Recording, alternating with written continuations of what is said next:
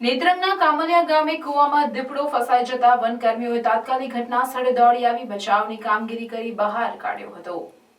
પ્રાપ્ત માહિતી મુજબ નેત્રંગ તાલુકાના કામલિયા ગામમાં આવેલ ખેતરની બાજુના કૂવાની બાજુમાં પાઇપલાઇન ઉતારવાના હોલમાં દીપડાનું 1 વર્ષીય બચ્ચું ફસાઈ જવાની જાણ ગામના સરપંચ અને રહીશોને નેત્રંગ વન વિભાગના આરએફઓ એમએફ દિવાનને કરતા તાત્કાલિક જરૂરી સાધન સામગ્રી સાથે ઘટના સ્થળ ઉપર પહોંચી રેસ્ક્યુની કામગીરી શરૂ કરી હતી। ભારે જહેમત ઉઠાવ્યા બાદ દીપડાને બચાવી લેવામાં આવતા રાહતનો શ્વાસ લીધો હતો।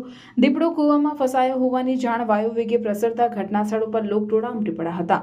ઉલ્લેખનીય છે કે ભરૂચ જિલ્લામાં વાલિયા, ઝઘડિયા અને નેત્રંગ તાલુકો વન્ય પ્રાણીના વસવાટ માટે જાણે અભયારણ્ય બની જવા પામ્યો છે, કારણ કે અવારનવાર દીપડો માનવ વસ્તીને નજરે પડવા અને પાંજરે પૂરવાની ઘટના પ્રકાશમાં આવતી હોય છે।